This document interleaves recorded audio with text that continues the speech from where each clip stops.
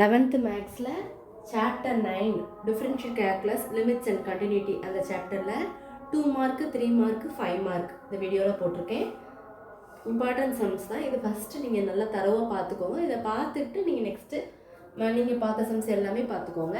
Example some பார்த்தீங்கன்னா இதில் 9.1 2 7 9.9 9.10 important சம்மு 9.12 13 14 16 9.17 9.19 ரொம்ப இம்பார்ட்டன்ட் சம்மு 9.23 9.24 9.29 9.32 9.33 எக்ஸாம்பிள் வந்து இது எல்லாமே ரொம்ப இம்பார்ட்டன்ட் 2 மார்க்குக்கும் 3 மார்க்குக்கும். எக்ஸசைஸ் பார்த்தீங்கன்னா 9.1ல் 22 சம்மும் 23 சம்மும்.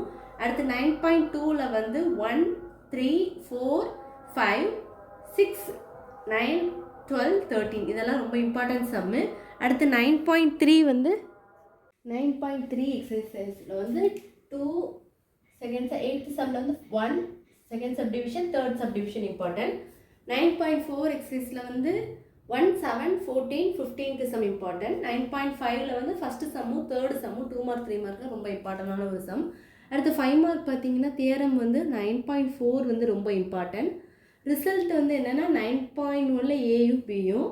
அடுத்து எக்ஸாம்பிள் சம் பார்த்தீங்கன்னா 5 மார்க்கில் இந்த பக்கம் 5 மார்க் எழுதியிருக்கேன், அதை கவனம் பார்த்துக்கோங்க. 9.26 28 31 சம் 9.34 9.35 9.36 37 இம்பார்ட்டன்ட். எக்ஸசைஸ் பார்த்தீங்கன்னா 9.2ல் வந்து 8th sum 10th sum 11th sum ரொம்ப இம்பார்ட்டன்ட். 9.4ல் வந்து 4th some 8th some 16th some 22 some ரொம்ப இம்பார்ட்டண்டான சம்மு.